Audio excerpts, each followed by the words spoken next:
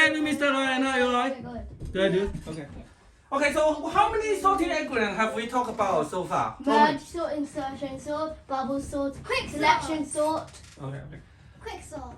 Bubble, quick, insertion, Selection. well done. Merge.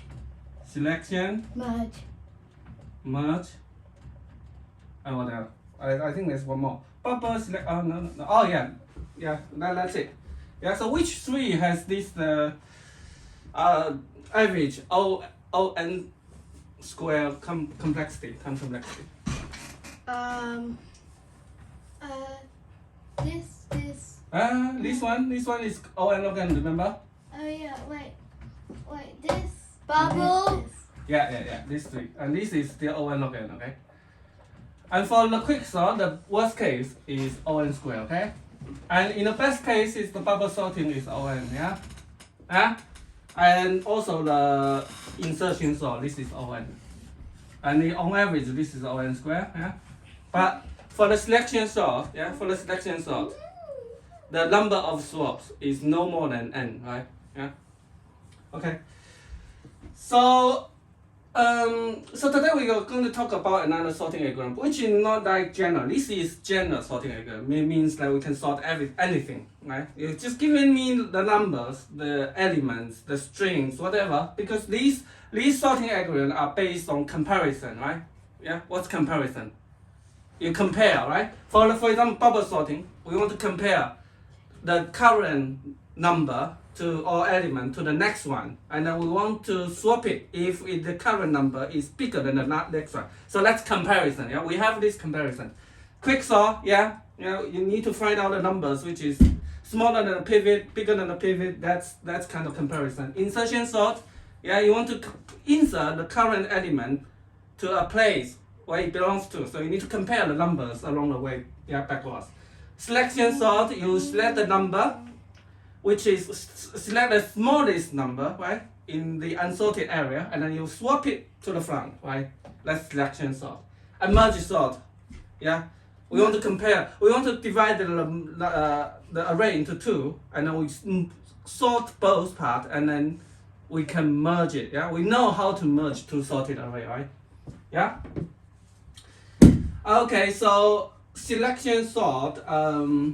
So any questions so far? Nope. Any questions? No? No.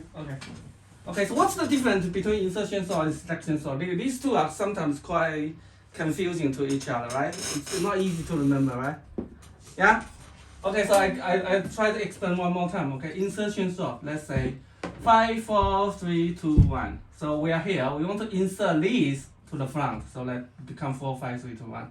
And selection sort is that I want to find the minimum, which is 1, and I swap it with the 5, so it become 1, 4, 3, 2, 5, right? Yeah? Okay, so which one has the best cases, ON? I think I mentioned it, but I'm not quite sure you got it. Which one has the Bubble. Insertion sort? Why is that? Because every time, if it's already sorted 1, 2, 3, 4, 5, every time you are not swapping, there's no swapping, there's an inner while loop, right? It's always in order. Remember, we have this while j bigger than equal than 0, okay? That's for I in range 1 to n, right? And then a key will be equals the numbers I, and j will be equals I minus 1, right? Yj bigger than 0 and the key is smaller than, if the key is smaller than the nums j, then j minus equals 1. Nums j equals num j plus 1, right? Well, nums j plus 1 equals num j. Alright? Num j plus 1 equals num j, yes. Okay. So if it's already in order, this while loop will never get executed. Okay, so that will be ON in the best cases. Okay, let's little bit review. Now let's talk about counting sort, which is not general sorting. Counting sort. What's counting? What's count? Counter. Counting sort. Yeah, we're gonna use the counter today. So what's counting? How do we count? By just counting. 10. Okay, like this 3, 5, 2, 1, 10. Okay, so if I tell you that I have an array that has this range, right? Look. So let's say we have another 2 here. 1 here. Okay, so what's the order after this? It is 1. 1, 2, 2, 3, 5, 10, yeah? Yeah? But how can we do this? Look, if we know what's the minimum of this array? 1, right? The mean is 1. What's the maximum? 10. Right? Right? Alright? Okay, so easy. Look, this is the magic. So we have a 10 buckets. Now we have 10 buckets. Yeah, 10 buckets. This is for 1. This is for 2. This is for 3. This is for 4. Okay? 5. Okay, and then I have another 6, 7, 8, 9, 10. Okay? So I have a 10 buckets. 1. We can use the counter actually, right? Like 1. How many ones do we have? 1. 2. Yeah, 1, 2. So I put a 2 here. How many 2s do we have? 2. How many 3s do we have? 1. How many 4s? 0. How many 5s? 1. 6, 0, 7, 0, 8, 0, 9, 0, 10. Okay. Now we know, look, there's 10 buckets, and then we know how many times they appear, right? And then we can construct this sorted array, right? Do you see how we're doing it? Look, we start from 1 because we know the minimum is 1, the maximum is 10. Wait, look. So how many 1s do we have? 2. 2. Okay, so how about I put 2 here? 2, 1, yeah? How many 2s? 2.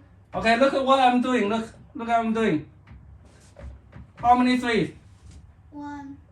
How many 4s? 0. Then I don't put it. How many 5? 1. How many 6? 0. 7, 8, 9, 10. 10. 0. You see? Sorted. Do you see how we do it? We count it and then we start from the minimum to the maximum. And how many? And we just append how many times they appear in the array, right? Yeah? Yeah? This is quite interesting, right? But the problem of this is that you need to start from the minimum to the maximum. And if this could be very large, what happened? 1, 2, 2. If this maximum is a million, I don't know if it's a million. Yeah, okay, a million, yes. So look, we have to start from 1 and then count to a million, right? You see? Does it make sense? Takes a long time. That's taking a long time. Even the bucket is empty. Right? Because we starting from min to the maximum. We count how many times they appear. We don't know. Yeah, we don't know if they don't appear at all, right? So we still have to check, right? So that takes time. Okay, and then in order to count how many elements, how can we do this in Python specifically? The thing you know from collection import what? From collection import what?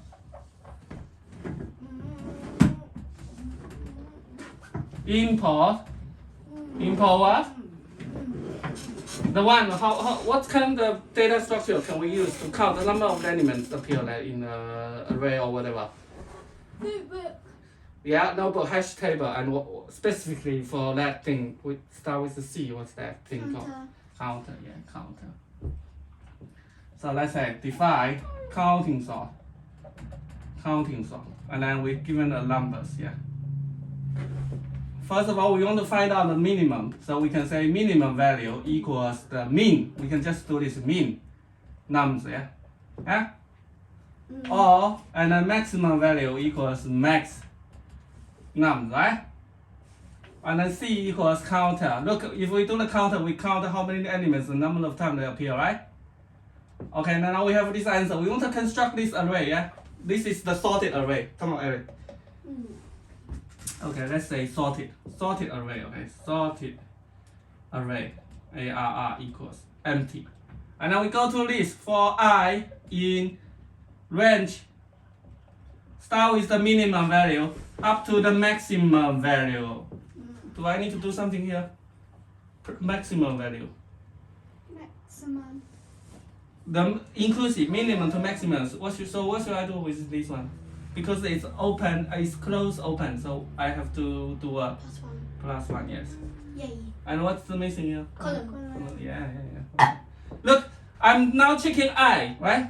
Look, then I need to do what? Look, sorted array.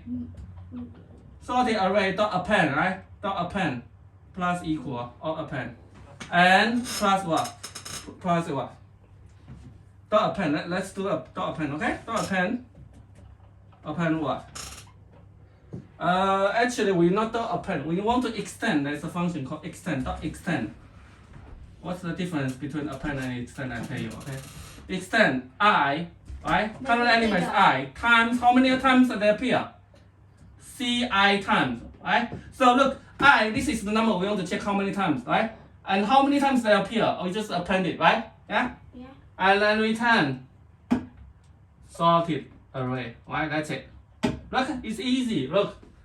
Yeah? First of all, we get the minimum of these numbers, maximum of the numbers. Counter, we count how many of numbers for each number. Sorted array, this is the sorted array we want to return. And then we try from the minimum value to the maximum value, inclusive, because we have the plus one here.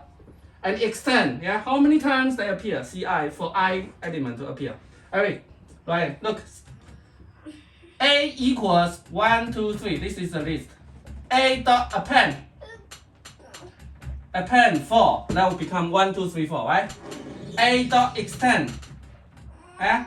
Extend another list, like 4, 5, 6, alright, look. Look, right, look. Yeah? A is 1, 2, 3, and A dot extend 4, 5, 6, A will become what? 1, 2, 3, 4, 5, 6. Yeah, exactly. So here extend, because this thing, remember we have two twice, right? So this thing, look, will be 2 times 2, right? Alright, line, look. Original array we have 2 twice, yeah? So this I is 2. 2 times 2, 2, 2. So it's 2, 2, right? Look, 2 times 2 is 2, 2. And then we want to extend it. So basically we want to put this, append this to the sorted array, right? Makes sense. What's the time complexity? This is quite tricky. What's the time complexity? Square. Where's the square thing here? O(n) cubic. O(n). Oh, there's no. There are n elements, okay? If there are n elements, look, remember, there are n elements. So this is O(n). Here, this is O(n). This is O(n). Right? But this one being to the max, so we have to define another range. Let's call it R. The range of the minimum to the maximum. So Sorry. O(n) plus R. Yeah, O(n) plus R. Okay? Yeah, O(n) He plus didn't R. say it's called R. But think about it. Yeah, think about it. And then return sorted R. Okay, so one problem of this one is, as I said, if the range could be very big, this R would be very big, yeah? So this is very slow, yeah? Yeah? Am I right? Even, look, if there are two numbers, a million. So you still have to go through a million times, right? Even there are two numbers, right? Because look, we are creating buckets, a million buckets, yeah? We need to count how many of them, right? With the counter. So you'll just say 1 0 0 0 0 0 0 1 million. 0 Yeah, until because you look, get 99,999. so that's right, yeah. So in what cases can we use this counting sort? What's the advantage of? In what cases we going to this advantage? This gives a advantage. Can you think of a scenario that we can use this? When there's only a short range of young numbers. Well done. Look, like what? If you have a million students in your class, and then a million students have an exam, the exam score from 0 to 100. So there are 101 buckets, but there are a million students, right? So in look, so n. Sorry. Which is, so it's 100 times a million. Okay. Maybe not quite strictly, because this n still here. We still need to find out the n, right? So for example, if they are like, if the range is very small, like the exam paper score, like from 0 to 100, right? And then there are, some students, and then you can count, right? You can count, right? You can count how many scores for like how many students get a score 1, how many students get a score 2, 3, right? Yeah. What is this stable or not? Remember the stable sort. Do you still remember the stable result?